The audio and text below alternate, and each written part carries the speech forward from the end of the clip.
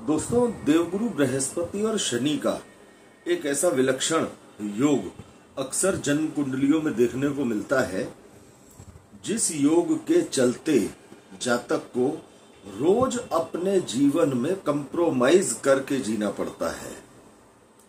जातक चाह करके भी उस समस्या से निकल नहीं पाता, उन हालातों को बदल नहीं पाता। दोस्तों, ये एक ऐसा अद्भुत संयोग या योग है जिसको लेकर बहुत बड़ी संख्या में लोग परेशान हैं, जिन्हें इस योग से या इस समस्या से निकलने का कोई रास्ता आसानी से नहीं मिल पाता। देवगुरु बृहस्पति सर्वाधिक शुभ ग्रह है, तो देवगुरु बृहस्पति सर्वाधिक शुभ ग्रह होने के बावजूद ऐसा कैसे योग बन जाता है देवगुरु के माध्यम से कि जातक को रोज कंप्रोमाइजरी स्थिति में जिंदगी जीनी पड़ती है। अब देखिए और समझिए कि हमने कई कुंडलियों पर इस योग को कैसे देखा और कैसे समझा। दोस्तों, जन्म कुंडली के सप्तम स्थान पर यदि शनि की स्थिति है, शनि की दृष्टि है या शनि स्वयं बैठे हैं सप्तम स्थान में, तो ये शादीशुदा जीवन के लिए या दाम्पत्य जीवन के लिए एक अच्छा संकेत नहीं है। सप्तम स्थान में शनि का होना अपने आप में एक, या शनि की दृष्टि होना अपने आप में एक चैलेंज प्रस्तुत करने वाली स्थिति है, चैलेंज मिलने वाली स्थिति है कि दाम्पत्य जीवन में एक इस तरीके के चैलेंज जातक के सामने आते हैं कि रोज छोटी छोटी बातों पर उसका अपने जीवन साथी के साथ मतभेद होता ही रहेगा। जैसे अगर लड़की की कुंडली में ये योग है कि सप्तम स्थान में शनि बैठे हुए हैं, या लड़के की कुंडली में योग है कि सप्तम स्थान में शनि बैठे हुए हैं, और शादी के बाद कुछ समय बाद ही शनि दाम्पत्य जीवन में वैचारिक मतभेद लाना शुरू कर देते हैं। जीवन में अस्थिरता रहती है। जब जातक जीवन में, दाम्पत्य जीवन में परेशान होगा, जब उसके दिमाग में ही शांति नहीं होगी, तो उसके जीवन में स्थिरता कैसे आएगी। अब ये तो बात रही शनि की कि जन्म कुंडली पर शनि का प्रभाव, सप्तम स्थान में शनि हो या शनि की दृष्टि आकर पड़ती हो, तो शनि क्या स्थिति यहां पर करेंगे। एक दूसरे के साथ अलगाव पैदा कर देते हैं। जातक अपने जीवन साथी से ऊब जाता है, परेशान हो जाता है, तलाक तक की स्थितियां दिमाग में आने लगती हैं। लेकिन दोस्तों, अगर ऐसी स्थिति में देवगुरु बृहस्पति की दृष्टि सप्तम स्थान पर पड़ जाए, तो ये देवगुरु का जो नैसर्गिक शुभ स्वभाव है, ये जातक को बहुत भारी पड़ता है। देवगुरु की दृष्टि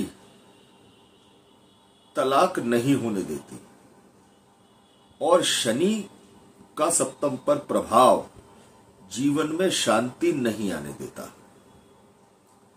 अब यहां पर ये एक बहुत भारी असमंजस की स्थिति बनती है कि जातक चाह करके भी तलाक नहीं ले पाता, क्योंकि देवगुरु ऐसी स्थिति नहीं बनने देते, तलाक की स्थिति नहीं बनने देते देवगुरु।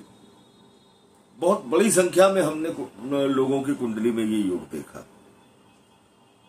हम ये नहीं कहेंगे कि सप्तम स्थान में शनि का प्रभाव सबका एक ही बराबर था, किसी का बहुत ज्यादा है, किसी का कम है, किसी का मध्यम है, लेकिन लगभग 95% कुंडलियों में यदि शनि का प्रभाव सप्तम स्थान पर है तो वैचारिक मतभेद देखने को जरूर मिला।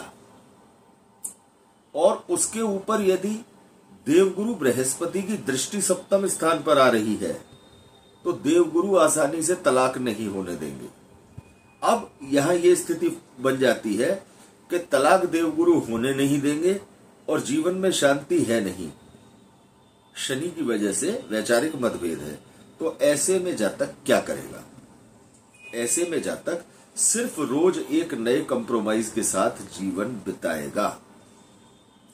और गुरु और शनि का ये संयोग जातक को बहुत भारी पड़ता है। जन्म कुंडली के एकादश भाव में, लग्न में या तीसरे भाव में देवगुरु बृहस्पति बैठकर सप्तम स्थान पर दृष्टि डालें और सप्तम स्थान में शनि विराजमान हो तो ये स्थिति बहुत बड़ी संख्या में कुंडली में देखने को मिलती है। ये एक ऐसा अद्भुत योग है या इसे कहें कि दुर्योग है जो देवगुरु के सहयोग से बन रहा है। देवगुरु अपनी तरफ से उसके रिश्ते को खत्म नहीं होने देना चाहते, लेकिन शनि क्योंकि सप्तम पर प्रभाव बनाए हुए हैं तो शनि जीवन में शांति नहीं आने देते। हाँ, उपद्रव थोड़ा सा कम हो जाता है या कंप्रोमाइज आपस में ठीक ठाक हो जाता है, लेकिन सप्ताह में 2-3 बार 4 बार इस तरह की स्थितियां बनती ही बनती हैं। एक स्थायी आनंद जिसे कहते हैं दाम्पत्य जीवन में वो नहीं आ पाता। हमारा ये अनुभव उन लोगों के साथ उन लोगों की कुंडली से ये अनुभव लिया है जिनकी शादी को 30-30, 35-35, 40-40 साल हो गए। दोस्तों, शनि का सप्तम पर प्रभाव एक उम्र तक तो वैचारिक मतभेद पर रहता है और धीरे धीरे उसके बाद सप्तम स्थान अर्थात जीवन साथी के स्वास्थ्य पर भी शनि का प्रभाव आना शुरू हो जाता है। पहले दाम्पत्य जीवन में वैचारिक मतभेद के चलते जातक के जीवन में अशांति रहती है और एक एज जब थोड़ी बड़ी होने की तरफ जाती है तो जीवन साथी के स्वास्थ्य में परेशानी रहने के कारण जीवन में अशांति रहने लगती है। अब एक बात यहां पर यह आती है कि यदि देवगुरु बृहस्पति की दृष्टि सप्तम स्थान पर न हो तो जातक तलाक की स्थिति अपनाकर या तलाक लेकर जीवन को दूसरी जगह व्यवस्थित कर सकता है या करने का विचार कर सकता है। लेकिन देवगुरु का नैसर्गिक गुण जोड़े रखना, बनाए रखना, ये इस स्थिति में कई बार बहुत भारी पड़ता है। जातक ना चाह करके भी उन सब हालातों में जीने को मजबूर होता है जो उसे बिल्कुल पसंद नहीं होते या जो उसके बिल्कुल अनुकूल नहीं होते। तो दोस्तों, इस योग को अपने आसपास यदि कोई भी दाम्पत्य जीवन में परेशान है, संघर्ष कर रहा है, तो आप इस योग को उनकी कुंडली में तलाश करें। शनि का सप्तम पर प्रभाव और देवगुरु की सप्तम स्थान पर दृष्टि, ये एक ऐसा जबरदस्त मानसिक उथल पुथल वाला योग है जो आसानी से जातक को शांति से जीवन नहीं जीने देता। तो दोस्तों, ये चर्चा निश्चित तौर पर एक अलग और नई आपको मिली होगी। यदि ये जानकारी आपको अच्छी लगी हो तो आप वीडियो को ज्यादा से ज्यादा लाइक करें, चैनल को सब्सक्राइब अवश्य करें और ज्यादा से ज्यादा ज्योतिष पसंद करने वाले लोगों के साथ शेयर करें। अगले वीडियो में आपके सामने उपस्थित होंगे एक नई जानकारी, एक नए विषय के साथ। धन्यवाद दोस्तों।